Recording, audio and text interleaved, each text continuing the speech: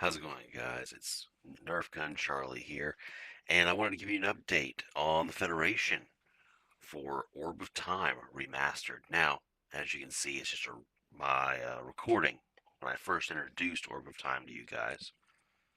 Um, and I wanted to kind of do a before and after shot. So, this is the before. Here's coming in a few moments will be the after. Sorry if I'm kind of stumbling through this. It's almost the middle of the night, and I'm doing this on the fly. But as always, if you like the videos, you like these updates, like, comment, subscribe. It really helps the channel grow and helps in some ways motivate me to continue to revamp these mods and also bring in more because there's already another one on deck after Orb of Time Remastered is done. So, of course, you can see how the stations, the research pods, all of that look, space background, you name it, even your UI. Um, this is the classic Orb of Time 1.0. I'm creating a mod database page for this, and we're going to upload this and the official 1.1 patch that Jester did as the creator of this mod.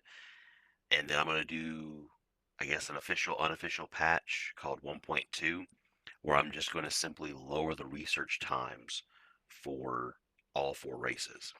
Simply because when Jester made this, some of the research times are 200 seconds, 300 seconds. Wow, really moving that cursor around. And then there's at least 3 or 4 per race that are 600 seconds long. So you're waiting 10 minutes for a research pod, which is not satisfying gameplay, at least in the modern era. So I want to change that and just make it a faster gameplay, at least from a research standpoint. You're still going to need the resources that they have initially for all the cost of stations and all that, but at least it's going to be easier to research through. But the same mod database page will be for this remaster, and that way we can honor the past and look to the future in a manner of speaking. It's kind of what I want to do with a lot of the mods that I'm looking at that I want to remaster. I want to be able to release the original version, especially if it's not even out there, which a lot of them that I've picked are not out there anywhere, um, and then also remaster them to a new feel. But this is what she looks like. So let's do a quick transition and show you guys what the Federation looks like now.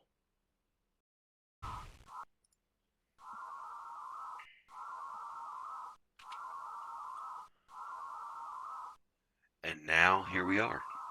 This is what I've done so far for Orb of Time Remastered for the Federation side. You're already getting a glimpse of it in the cinematic window, if you're paying attention. Which looks like I gotta fix one minor problem. Other than that, it's fine. But here we are. I highlighted some of this on a live stream about a week or so back. So the space objects and background come from another mod that's actually next on the list for basically a touch-up. It's called Fleet Command. I don't know if it was ever publicly released. It was worked on by the founder of Armada Fleet Command. He went by AFC. So he made planets that had planetary glows and atmospheres. As you can see, the clouds are rotating at a separate speed than the planet. He also did new moons that rotate, have a new texture, and have a glow. Then we have new nebula looks. As you can see, the only one you don't see is the radiation nebula on this map. But we're highlighting the Federation. So here we are. Now, most of these models, a couple of them come from my personal mod that I released a long time ago at this point. But you're going to notice a lot of these station models now come from And Mormon. He made an Armada 2 pack that I was actually able to make work for A1. And I've kind of done the same with the Klingons. Preview spoilers. But as you can see, this constructor is an example of something he made for Armada 2 is now in Armada 1. So we've replaced all the stations, the ships, except for the animated sensor buoy. I really like the classic sensor buoy. Here's our advanced shipyard. Here's our sovereign. This is the sovereign model that you will also see in the campaign. Once we're done, we're going to touch up the campaign to make for sure that not only does it work, it's using the new models and the new weapon textures and everything else. So before I show the main fleet and everything, and the rest of the stations, you'll also notice a new GUI, new special weapon buttons, new order buttons. The special weapon buttons are coded based on their type. If it's offensive, it's going to have basically a red alert background. If it's more defensive, you're going to see it have a more orange look, almost like an engineering console. And then if it's support or I want to say utility, it's going to have more of a blue and green feel, like tractor beam or medical teams or things like that. It'll have more of that feel. And I've done the same thing with the build buttons. So you can see you have your standard orders. When we go into build a station, all stations have now an orange, yellow, ops style. Whereas when you go in to build a ship, you've got, blues. And I saved one so I didn't show this off completely. Which I also don't like the, gimme. I never did like the pods being massive for any mod for research. But you go into here, and you notice they have more of a greenish teal look for sciences. I wanted to differentiate the buttons. It's the first time I've done it, honestly. I kind of like how it looks. Don't really mind the icons. I'm just kind of reusing the icons they were using, but I've, of course, upped what they do. And then here's the fleet. New starbase, of course. This is more or less a stock starbase. It's just, I recolored it so it does not show team colors. That was my big thing. I did not want to show team colors. I don't mind the base station, the base model station. I just had to do something to it to basically make it wear team colors. But, our new Defiant class, Sabres in this mod were about 3 times this size. They were almost like battleships. You have your Intrepids. Here's our Ambassador. You guys remember from the live stream what the Ambassadors looked like. We have a Constellation class, formerly the Cheetah class. It's the same thing. Our Excelsiors. And here's the big one. We talked about this one. I did not know what to do with the Aquila. Well, my answer for the Aquila is Niagara class. Really only seen during Best of Both Worlds as a wreck. It's always been a favorite of mine. I always, for whatever reason, I've been very fond of this model. So that's in here. New Dauntless class starships. Then, it's just doing this. Here's new weapon textures. Let's see if I can get this to fire.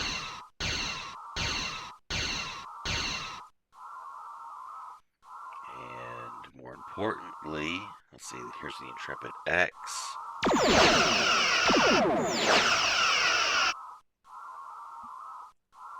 So we've got new weapon textures, we've got new models. The only thing I have not done yet is wireframes. And I know that is a glaring issue. However, the original template that I was going to use does not fit this more stock feel of a UI upgrade. If I was reusing the GUI from Future Tense or from my private mod, Legacy of the Federation, not really private, but I've been really tweaking it ever since I released the original version. If I was using those, it would work. But this is a more stock setup, which means that the window for the wireframe is smaller, and what I had planned looks too cramped here. So I'm actually going to have to make new wireframes for every starship as we go along. I'm going to do those last. As soon as I've done everything here and I'm working on making sure the campaign works, I'll be making these wireframes. This should be simple. Not as simple as this right here that you see for the Intrepid, but it might just be a picture of the model itself, and I just break it up into sections. I'm kind of on the fence on what I really want to do there. I just know with this particular style window, I'm not going to be able to do as much details as I really want to. But I don't want to radically alter the UI like I've done in the past. I want to keep it a little bit simpler for this mod. And then, of course, your AI. That's what I'm playing against. The AI for the Federation is complete. So we are perfectly fine there. Let's go and do this last research. We're perfectly fine there. And as you can see, it does not play around. So also, I forgot to mention the Salazar. It's kind of the torpedo cruiser, has the isokinetic cannon. I replaced it with the Phobos. This is an A2 model, and another ship that I honestly like. It kind of reminds me of the evolutionary line that goes all the way back to the Franklin that you see in Star Trek Beyond. It kind of starts with that design and evolves, eventually becomes the Phobos, which I can kind of see that design line there with this and the Lochnar. It's there, so I can see that. And as you can see, it does not play around. I did not want it to play around. It is meant to be difficult. And right now, of course, they've got even more ships here. Our little Condor classes, which is the Maquis Raiders. I had to find a good model for them. Let's see, can we build them? Alright, now Premonition class, I've got to replace the button. This also is an And Mormon model. So there's a few starships in here that were made by him as well as most of the stations now. It's not really becoming a tribute mod, but as far as I'm concerned, my personal opinion, Mr. Mormont did make some of the best starship models. And he was making these back in 2012, 2013, 2014. And I kind of want to honor that work. Because I really love his models. They were made for A1 and A2. They are really good looking. And I know we can make probably more elaborate models for A2, especially with fleet ops, but this is a good go-between. Alright, so this is his take on the Premonition. And I gotta say, looks good. Really does look good. And this is a perfect example of what I was talking about when it comes to offense, defense versus support utility. It's got 3 offensive weapons. I see Temporal Stasis Field as a defense weapon. Yes, you can use it offensively, but to me, it's primarily defense. You can freeze a fleet, you can escape, regroup, then assault, and then cloak. You have a cloaking device. That's not really meant for offense or defense. It's more of a utility. You can use that to escape from the battlefield. You can use it to sneak onto the battlefield, so long as somebody's, got any detect cloaks. You're kind of good there. But this is kind of the lineup of the starships that are in the base game that will be available on Mod Database when I get the page fully rendered and taken care of. Premonition is the most powerful vessel in the Federation fleet. And let's see here, where's my advanced? The only thing I have not done anything with is this is a station in the original mod, the heavy weapons platform. It is meant to be a combination of all 3 turrets with some extra goodies. Problem is, nothing model-wise really stands out to be that heavy weapons platform replacement for any of the races, other than reusing something and just making it larger. Here, they just made it the Klingon sensor pod is the Federation heavy weapons platform, and it doesn't seem right to me. It just doesn't feel right. So that one I'm still up in the air about. Oh, yay, I did put it in DS9. Alright, good. DS9, I'm not going to build her, but she's unique. She's a modification of my version. So, and I'm going to try and highlight it here on the model.